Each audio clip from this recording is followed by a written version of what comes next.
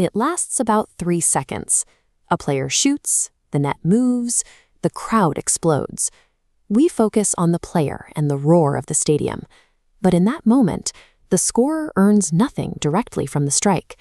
The financial surge triggered by that goal is moving in a different direction.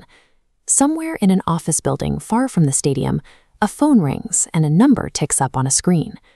That goal wasn't just a point on a scoreboard. It was a high-value transaction. To understand who is actually capturing that wealth, we have to look past the pitch and into the layers of the machine that turns 3 seconds of action into a global economic event. The first layer is the stadium itself. For the 2026 World Cup, FIFA adopted a dynamic pricing model, the same system airlines use to fluctuate fares based on demand. This chart compares the gate revenue from the previous tournament to the projections for 2026. This shift in pricing strategy is expected to pull in nearly $3 billion from tickets and hospitality alone, a 216% increase from the Qatar tournament. Just beyond the grass, corporations like Coca-Cola, Visa, and Aramco pay for proximity. Sponsorship revenue for the tournament is projected to exceed $2.8 billion.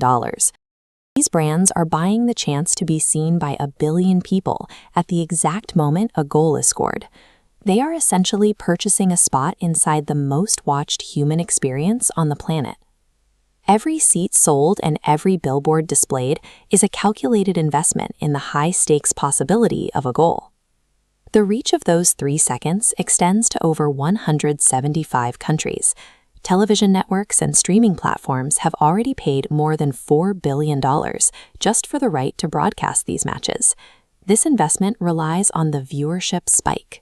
When a goal is scored, replays run, social media engagement peaks, and viral clips are shared millions of times, each one creating a fresh window for advertising revenue. Outside the stadium, the scale shifts again. With 6.5 million fans traveling to the tournament, the demand for flights, hotels, and restaurants creates a massive spike in regional spending. In the United States alone, this activity is expected to add $17 billion to the economy. When combined with the billions in broadcast rights, sponsorships, and ticket sales, the total gross economic output worldwide is projected to exceed $80 billion. Even the prize for winning the final, roughly $53.5 million, is a small fraction of the billions flowing through the wider ecosystem of sponsors and host nations. In this environment, the real economic weight is found in the invisible machine built to house the match, rather than the match itself. Dividing FIFA's $9 billion across 104 matches reveals a baseline of $86 million per match. Factoring in the $17 billion in local impact and the global ripple of retail and tourism, the financial value climbs well past $100 million. The single catalyst for all that capital? The attention of 1.5 billion people, focused on a 3-second window where the ball meets the net. When you calculate the broadcast investment, the sponsorship reach, and the massive macroeconomic surge, that 3-second moment becomes the most valuable window in the entertainment industry. Next time you see the crowd explode, remember the scale of what is happening behind the screen. A broadcaster justifies a multi-billion-dollar deal.